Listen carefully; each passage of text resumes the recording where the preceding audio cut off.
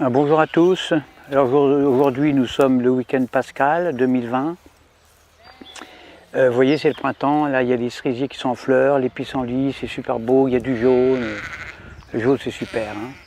Alors je me présente d'abord, je suis berger. Je possède des milliers et des milliers de moutons qui m'obéissent au doigt et à l'œil, et aussi à la baguette. Mon rôle de bon pasteur est de les protéger avec amour, donc je les nourris bien, j'en prends soin. Un mouton, parce que je sais qu'un mouton bien élevé avec amour, eh bien c'est l'assurance d'obtenir une laine soyeuse, de qualité, et une viande fondante d'un goût incomparable. Ça c'est certain, moi j'aime mes moutons. Alors pourquoi mes moutons sont heureux, mais vraiment heureux quand je les tonds? Pourquoi est-ce qu'ils ne réagissent pas? Pourquoi est-ce qu'ils ne réagissent pas quand je les vaccine, quand je les sacrifie sur l'autel de la gastronomie? Il y a un mystère, il y a un mystère. Surtout quand on sait que moi, je suis qu'un petit bonhomme fragile, qui ne ferait pas le poids face à un mouton en colère. Un seul mouton en colère, un seul bélier peut me tuer d'un seul coup. Eh bien le secret, le voici. Pour qu'un troupeau de milliers de moutons soit docile, soumis, obéissant, eh bien il suffit de jouer soit sur la peur, soit sur leurs besoins de sécurité. Exemple, quand j'ai besoin de les tondre, ou de les vacciner, ou de les confiner, ou même de les mener à l'abattoir, eh bien je leur crie « Attention, voilà un loup ! Il y a un gros loup !» Donc là, je joue sur la peur. « Courez vite dans la bergerie, allez vite, vite, vite, réfugiez-vous là-bas !» Besoin de sécurité. Et là, dans une psychose collective, où ils se piétinent les uns les autres, ils se carapatent tous dans la bergerie, sans même réfléchir, parce qu'ils sont heureux de se retrouver en sécurité, confinés dans la bergerie, loin des dents du loup. La peur court-circuite la réflexion. Elle fait exploser leurs neurones. Alors déjà, qu'un mouton, il n'y en a pas beaucoup.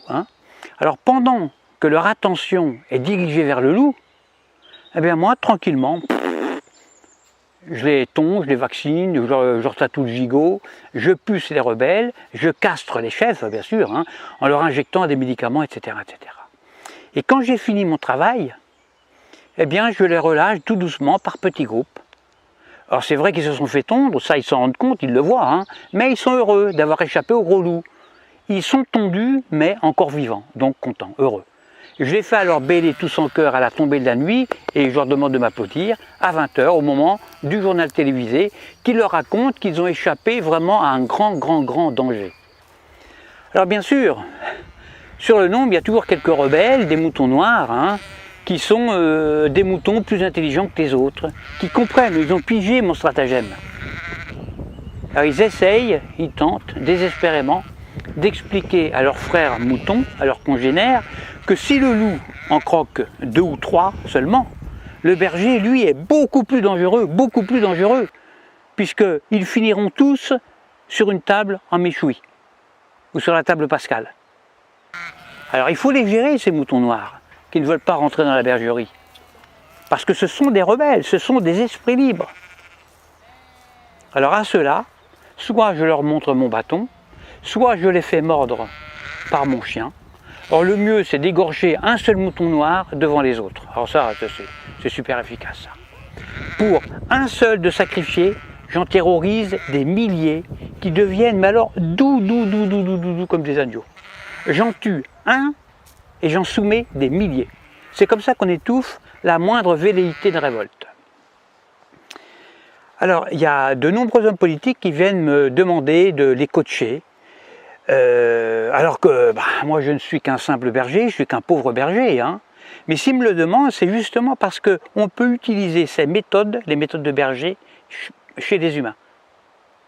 En effet, la différence entre le comportement des moutons et celui des humains, eh bien c'est que justement il n'y a aucune différence. C'est ça le secret.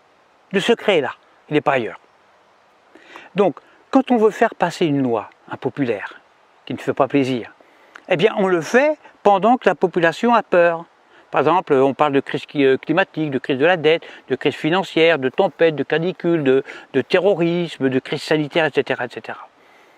À cause du coronavirus, là on joue avec la peur, eh bien on a réussi à confiner non pas des milliers de moutons, mais des milliards d'humains sur toute la planète, sur toute la Terre.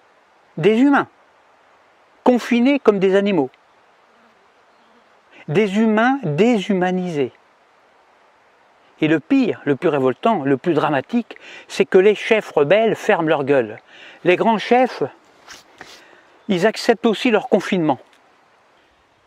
Alors la seule solution pour s'évader de ce piège machiavélique sera un réveil collectif. Alors moi personnellement, je ne perds plus mon temps à essayer d'éclairer les blaireaux. Ça ne sert à rien, ça ne sert strictement à rien. Parce que quand j'explique la stratégie dont sont victimes les moutons, soit le mouton est déjà éveillé, alors dans ce cas-là, toutes mes explications sont vraiment inutiles, ou alors je tombe sur un mouton con. Et si c'est un mouton con, il ne comprendra rien à ce que je lui raconte. Parce que justement, c'est un mouton con. Alors il faut faire attention parce que le mouton con, lui, il n'est pas fautif.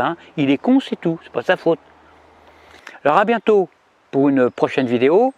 Pensez à vous abonner, à diffuser la vidéo parce que je me présente aux prochaines élections présidentielles et puis j'ai besoin de beaucoup d'électeurs. Et je dis, vive moi, votre futur président dictateur. Faites le bon choix, votez pour moi. À bientôt.